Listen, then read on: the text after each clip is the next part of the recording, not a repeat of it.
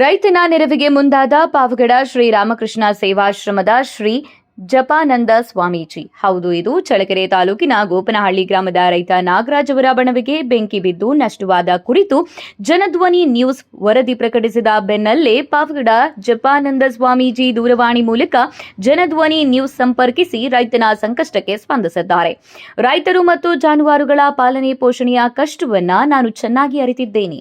ಗೋಪನಹಳ್ಳಿ ಗ್ರಾಮದ ರೈತ ನಾಗರಾಜ್ ಅವರಿಗೆ ಬೆಂಕಿ ಅವಘಡದಿಂದ ಉಂಟಾದ ನಷ್ಟದ ಬಗ್ಗೆ ವರದಿ ನೋಡಿ ಮನಸ್ಸಿಗೆ ಬೇಸರವಾಗಿದೆ ಎಂದು ಅವರು ತಿಳಿಸಿದ್ದಾರೆ. ಈ ಹಿನ್ನೆಲೆಯಲ್ಲಿ ಬುಧವಾರ ಬೆಳಗ್ಗೆ ಗೋಪನಹಳ್ಳಿ ಗ್ರಾಮಕ್ಕೆ ಭೇಟಿ ನೀಡಿ ರೈತನ ಜಾನುವಾರುಗಳಿಗೆ ಮೇವು ಸರಬರಾಜು ಮಾಡುವುದಾಗಿ ಪಾವಗಡ ಜಪಾನಂದ ಸ್ವಾಮೀಜಿ ಭರವಸೆ ನೀಡಿದ್ದಾರೆ. ಜನಧ್ವನಿ ನ್ಯೂಸ್ ವರದಿಯಿಂದ ರೈತನ ಸಂಕಷ್ಟಕ್ಕೆ ಸ್ಪಂದನೆ ದೊರೆತಿರುವುದು ಸ್ಥಳೀಯರಲ್ಲಿ ಸಂತಸ ಮೂಡಿಸಿದೆ.